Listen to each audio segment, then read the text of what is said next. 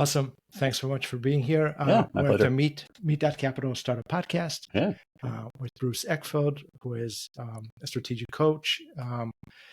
You've led a company from start to being a Inc. 500 company Mhm. several years in a row, and you've been doing a lot of coaching and strategic advisory for companies since then.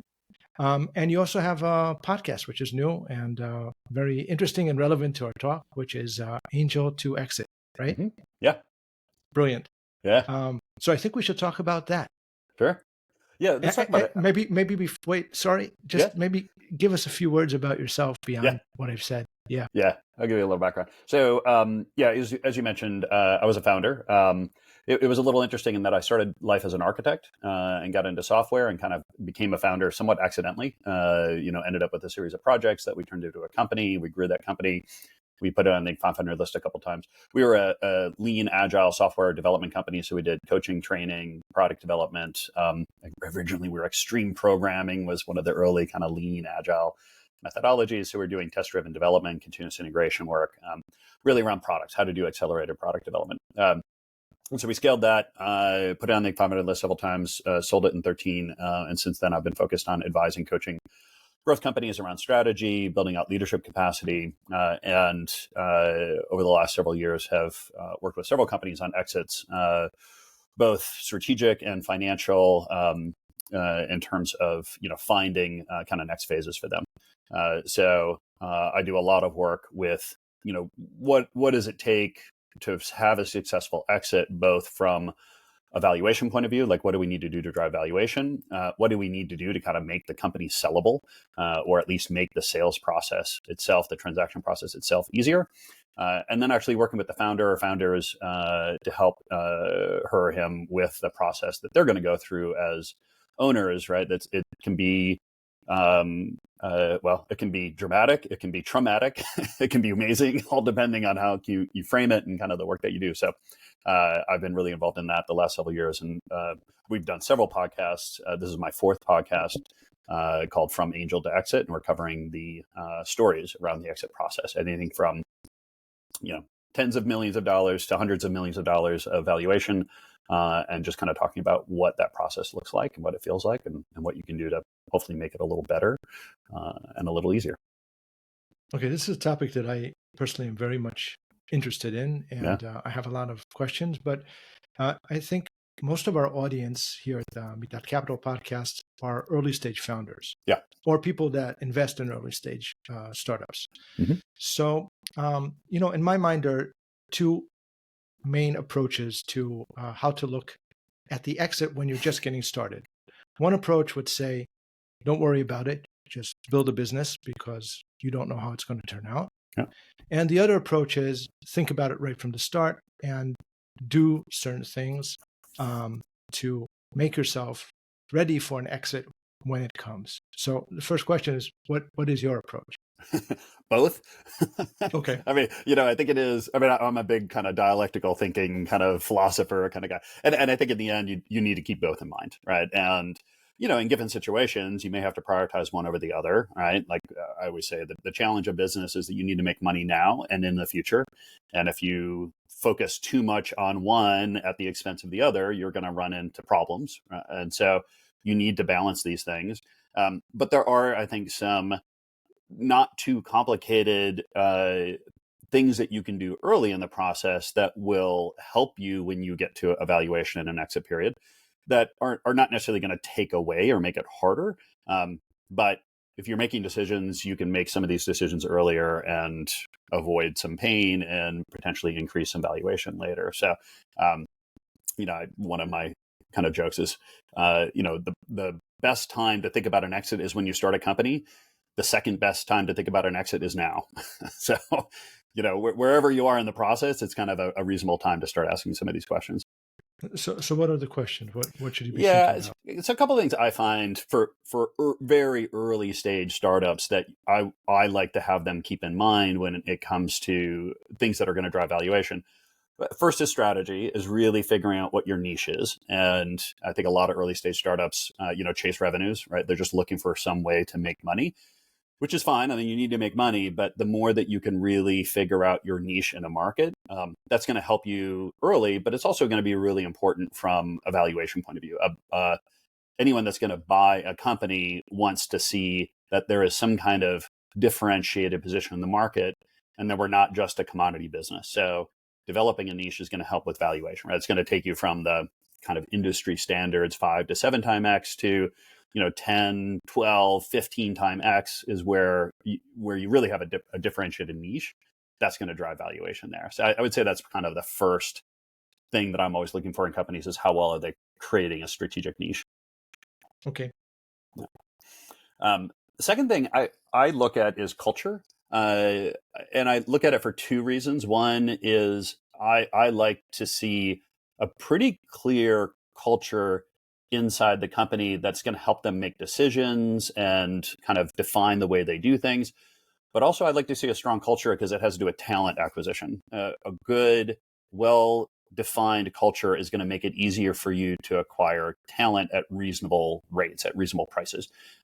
If you don't have a particularly unique or interesting culture, you're basically going to be commodity on the talent side, right? You're going to have to pay market rates or better than market rates to get the people that you need. Whereas if you've created a really interesting culture that's drawing people in, it means that you are going to have either better choices, you're going to have more options in terms of hiring people. In my company, because we had a really strong culture around agile early in that process, we were probably paying 20 to 30% under market rate. Like we could pay less to get really good quality people because we were one of the few places that those folks could really find the culture and the approach that they were looking for. So if you can create that culture, that will give you an advantage from a talent point of view. And if you can maintain that's going to really be helpful for a potential buyer. Like they want to see that you've got a unique offering on the talent side as well. The third thing that and this is a little bit of a balance that I look for, is some kind of sense of the core processes and SOPs. Like what are the critical processes inside the company that drive value, and how well have we defined them? And it's not so much that I'm looking to lock them down. Like I want to have rigorous bureaucracy around this stuff. I'm a big systems thinker, and in order to improve a process, you have to have it defined. I can't iterate. I can't run continuous improvement. I can't do process design against a process that's not defined, right? If I do it differently every time, or it's in someone's head, there's no ability to say, okay, what's working, what's not. So I want to see a reasonably well documented and defined process so we can say, all right, where to go is wrong? Where do we need to change something? Where we need to increase quality? How can we speed this up? Why do we remove waste? So I want to see it not only for sort of systemizing things, but really making it so we can process and improve. Like continuous improvement is I think a really critical thing, cultural value process that a company has in place. So processes are big. I do a lot of work with senior leadership teams and building out leadership teams. And I would say as a founder, CEO, really making sure that you're surrounding yourself with the right people, high quality leaders that are going to get yourself to the next phase. Again, there's a balance. I can't overpay for these people. I don't want to hire somebody that I'm going to need in 5 years now because they're going to be bored and not stay. But I do want to be thinking a little bit ahead. And what am I going to need in 6, 12, 18, 24 months? And how do I make sure I'm hiring people that are going to grow well into those positions and not someone who's great right now, but in 6 months, I'm going to outstrip them and now I'm going to replace them. So a little bit around talent strategy, and particularly with an individual founder is understanding their unique kind of capabilities, limitations, style, and how do I create a team that's going to support me, is going to create a reasonable amount of diversity, skill sets, experience, capabilities, right? Like that is a real art of putting together a leadership team, but that starts early. Like, and unfortunately, I've been in a lot of situations where we're having to unwind a lot of those things. Like we get a year or two into the company, we've got a couple of people on the leadership team. We may even have a couple of people on the cap table, and it's not the right people. And it's painful and hard to undo those things. Sometimes they make existential crises inside companies, but choosing those things well and having a model for that is helpful. And then I'd say the last thing, it's a little not that fun, but I would say the financials, having the financial set up right. And having a very clear financial model, having controls around that so you know how you're monitoring those things. there's a lot of moving pieces in early stage startup. You're dealing with capital, you're dealing with a lot of kind of potential investment opportunities and how to track that, making sure you're putting them in a spot. Also, I'd say there is making sure that you're setting up your financials to actually give you insights around the business. It's easy to set up financials from kind of an accounting and tax point of view, but setting up financials around that will actually show you how the business is doing can be really powerful. Like data, the financial data can be really insightful in terms of profitability of different segments, everything from labor efficiency ratios to profitability on clients to acquisition costs, right? Like those will be really important to make good business decisions. And if you haven't set up the financials in a way, in a reasonable way, it might be really hard to get that data out, and that's a real missed opportunity. So I do look at the financials early in the process and make sure that that is, we've got a good model that's going to help us operationally. Bruce, where are the places where you think there's the most tension when building a business between thinking about long-term or the exit and between the shorter-term need to make money or to make the next quarter? Yeah. Well, I think a lot of teams end up making a lot of tension there. I think well done, it doesn't have to be a lot of tension, right? Like a good short-term decision should lean into or align with or have a line of sight to clear longer-term decisions. I kind of use this model of climbing a mountain. I'm a big outdoor mountain climber kind of guy, so I like using these kind of sports or outdoor analogies. And that, we're going to pick a summit, right? Like we want to get to the top of K2, right? Like we're very clear on what the goal is, and we have a plan. Like we think we're going to go up the western face, and this is how we're going to navigate. We're going to set up base camps here, here, and here. You get up there and things may change, right? Like I may be in a situation where weather or the terrain isn't what I thought. I may have to go around the backside of the mountain to be able to get up the front side of the mountain. Like we're going to have diversions at times, but they should be they should be aligned to what we're trying to achieve and help us through a very clear obstacle that we're trying to work around. I think what happens is when we're just kind of we see something shiny, right? And we're tearing off to the left because, oh, this looks like a great path, but we don't realize, okay, well, that's 1,000-foot cliff on that side. It's not going to get us anywhere, right? So we have to have enough sense of what the consequences of some of these decisions are going to be. And yeah, we need to make short-term decisions to kind of navigate and survive in situations. Generally, I find there's enough options there. We can still choose things that are going to help us move towards the target better than others. So that kind of, yes, we need to do with short term, but we need to understand how the long-term impact and the long-term kind of trajectory is going to be is key to good decision-making early. Yeah. Yeah. What are the kind of positioning or strategic decisions that companies need to make when thinking about a future exit in terms of defining their niche in the market, which is something that you talked about earlier? Can you say something about that? Yeah, so in terms of a niche, the two things I'm always looking at in terms of niche is, do I have a very clear core customer or ideal customer? Right? Do I know who that is, where they are, what they want, what their priorities are, how they make a buying decision, the other factors that go into that process? And I want a pretty strong niche. Like I don't want to, have all it's not all homeowners, right? Like I want to have homeowners that have bought in a certain period of time, that have a certain value of a house, that is in a certain kind of geography, right? Like I want to really kind of tighten it up. So making sure that I've got a very clear, valuable core customer is kind of part one of that. And then part two is knowing your competitive landscape. And I think most companies struggle with both of those things. But I think if you can really understand what are the options that my core customer has to solve this problem, both direct and indirect. So it's not just your direct competitors, but other ways they can solve it that effectively you're competing with from a dollar point of view.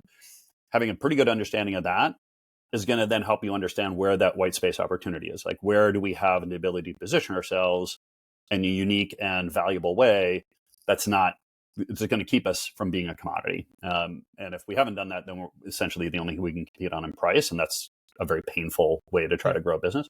So I'd say that is kind of the core of strategy for me, is making those decisions. Longer term, the benefit of that is it's going to both maximize. So I talk about several different types of exits. We have distress exits, we have financial exits, and strategic exits. Ideally, we want to avoid distress exits. Yeah.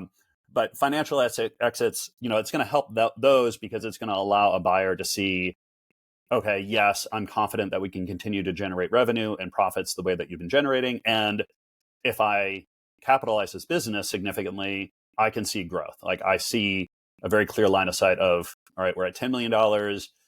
We can easily get to $50 million by continuing to mine the segment and compete with these people. Like that's a clear path.